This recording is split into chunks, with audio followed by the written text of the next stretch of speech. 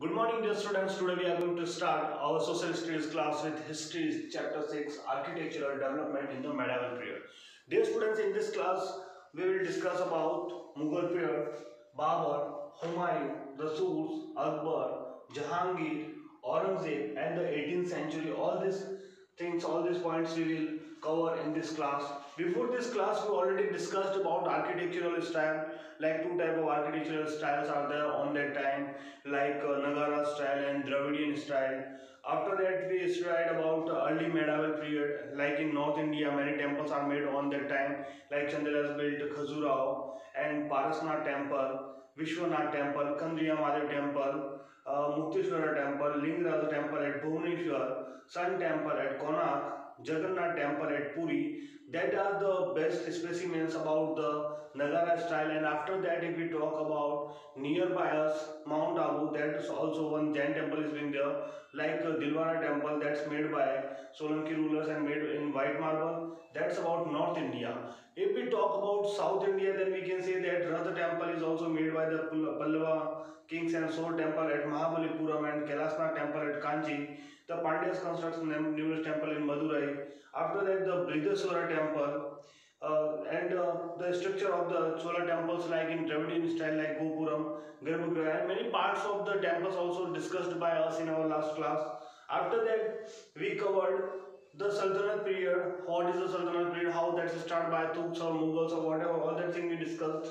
And after that, feature of Indo-Islamic architecture also we discussed, like dome-like structure of the makeups and bells and motifs and swastikas and lotus and many regional and religion force also we have to discuss. After that, Quwwatul Islam Mosque in Delhi, Adai Chopra in Mosque in Ajmer, that's also we discussed, Qutub Minar, and many much more thing we covered in last class, like Firoza Kotla, Bara Gumbad, Sis Gumbad, the tombs of Ghayasuddin Tughlaq, Mirza Tughlaq, Muhammad Shah, Sayyid, Sikandar Lodi, Khirki, Begumuri, Jamali Kamali, Maut Ki Masjid. That's about the Sus Empire. And after that, the regional kingdoms also we discussed, like on that time many architectural structure on that time also made, like Jami Masjid, Sidi Sayyid Mosque, Jali Screen, Jama Masjid, Hindola Mahal, Asarfi Mahal, Jahaj Mahal, Tomb of Husang Shah, Dakil Darwaja. All that thing we discovered. After that, Rajput kingdoms also covered by us, like Mehrangarh Fort, Fort of Chittor, Victory Tower, Vijayanagar Empire, Bahmani Empire, the Sai. That all thing we already discussed in our last class. Now we will begin with the Mughal period. Our first point is here, the Mughal period. Let's begin. The Mughal period is considered as one of the most remarkable period of the Indian architecture. Dear students, if we talk about our Indian history or Indian architecture, then we can say that Mughal period was a great period for that type of architectural development on that in this India. Many monuments of this period still exist and tell the story of magnificence. Many structures made by Mughals still now present on the earth, till now present in our India, and that's a significance of its own. This was because of following reason. Many reasons are behind of that, and we will discuss about the reason. There was stability in empire which enabled the emperors to pay attention to architecture. The Mughal had more funds to their disposal to spend on monuments. On that time, Mughal had more money for spend on that type of monuments. So on that time, they made many type of monuments, mosques, temples, forts, and many things are also made by them. Now we discuss about features. The most important feature of the Mughal architecture included arch and dome. Tombs began to be placed on stone platform. Firstly, they start to make tomb by the stone platform and enclosed in the geometrical gardens and running water. Many type of gardens also made nearby the tomb, and running water also we can watch, like waterfall, something like that. That type of structure also made. This was the charbagh pattern. Means that type of tomb is fully covered with four direction, covered with the gardens only. So that's known as charbagh garden pattern. Some tombs and mosques had minarets, red sandstone and white marble were used for construction. Mostly Mughals used white and red marble only for making that type of constructions or monuments. Most structures were decorated with geometrical designs. Quran verses were also engraved on some. In a few buildings, jalis or trellis work was done. Means on the few monuments we can watch jalis also made by the sharp architect. And Now we'll discuss about Babur. Babur was the first introduced garden palaces in India. Babur was the first person who introduced a garden theory in that type of architecture monuments. He built palaces at Agra, Sikri, Dholpur, and laid out many gardens around them. In Islam, a garden symbolizes paradise. If we talk about Islam religion, then in Islam, that is, garden is known as the paradise. He also built a mosque at Panipat. After that, Humayun did not build many structures. If we talk about Humayun, then Humayun did not make many structures. His tomb in Delhi was built by his widow. His tomb also made by his widow Hamida Banu Begum during the reign of Akbar. The Surs. You know that Sur dynasty lived on for only the short period of time. However, the only important ruler of this dynasty, Sher Shah, built some important monuments. Sher Shah's mausoleum at Sasaram, Bihar is situated in the middle of a lake. Sher Shah's mausoleum is made at the Sasaram, Bihar, in the middle of the lake, and it has a huge dome. The Purana Killa at Delhi was built by Sher Shah and added to the Humayun. The Killa, Kohana Masjid, and Sher Mandal are two beautiful structures in this fort complex. If we talk about that fort complex, then we can say that Killa, Kuna Masjid, and Sher Mandal are the two beautiful structures in the fort complex. After that, now we will discuss about Akbar. Most of the monuments built during the Akbar man reflect the fusion of Persian, Central Asian, and regional styles. If we talk about Akbar, there are many types of structures also made by Akbar, and that have been influenced by the Asian and regional and Persian style also mentioned on that type of monuments. This fusion gave birth to a new style. It can be seen in the structure at the Fatehpur Sikri. If you want to watch that type of structure, then you can watch it at Fatehpur Sikri, where the Buland Darwaza has been made. The new capital that Akbar built near Agra, Fatehpur Sikri, was a place made as a capital, new capital by the Akbar, which was situated nearby Agra. The buildings here are in red sandstone. The tomb of Sheikh Salim Chishti, however, is in white marble. The architectural style prevalent in Rajasthan and Gujarat is very evident in the different structure at Fatehpur Sikri. If you talk about Fatehpur Sikri, then Rajasthan and Gujarat style is most evident for that thing, because architectural development of that place is too much different from both of the states. Akbar built many other monuments. The Agra fort is impressive structure. Akbar made many type of monuments, and Agra fort is one which of them. That is the impressive structure, we can say that. Within it is the beautiful Jahangiri Mahal. The tomb of Humayun in Delhi is built on raised platform and placed in the center of garden. Which that type of Humayun's tomb is made in the center of the garden. After that, full place is covered with the garden. That is the known as the Char Bagh pattern. It is built largely to red sandstone and has a double dome of white marble. After that, Jahangir.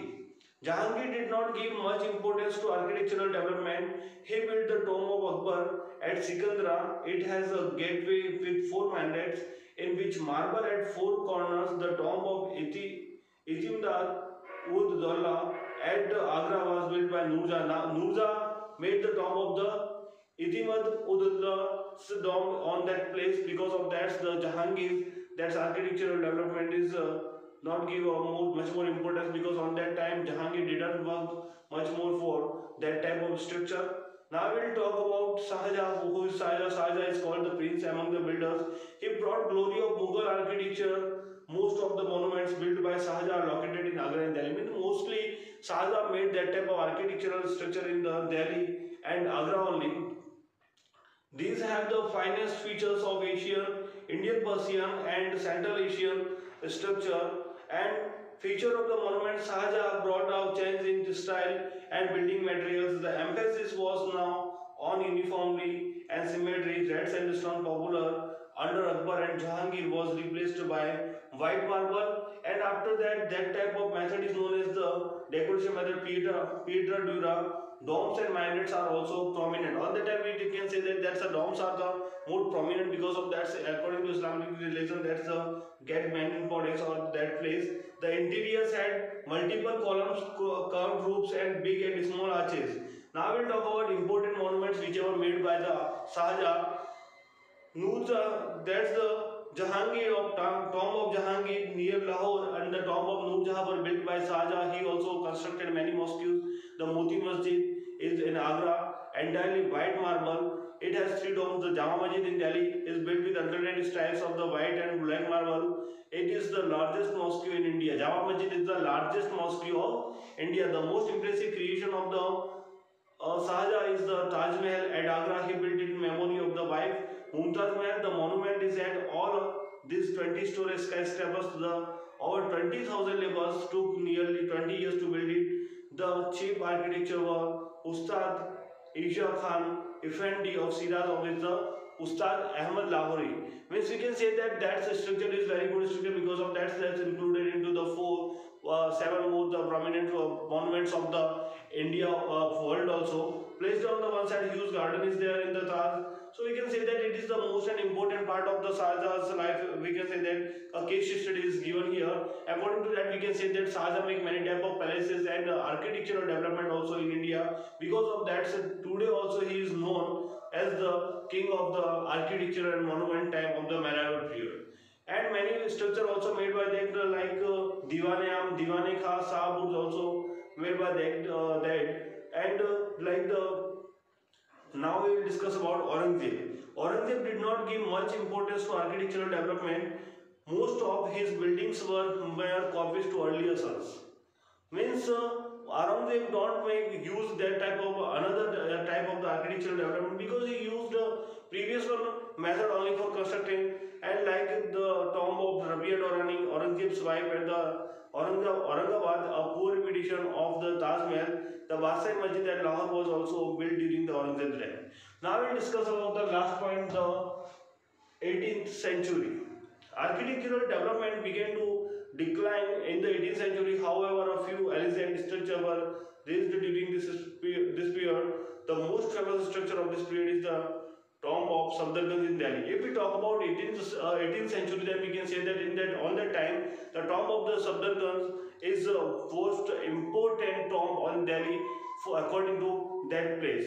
It was completed in 1753. It has a striking resemblance of the tomb of Humayun, but it is not well proportioned.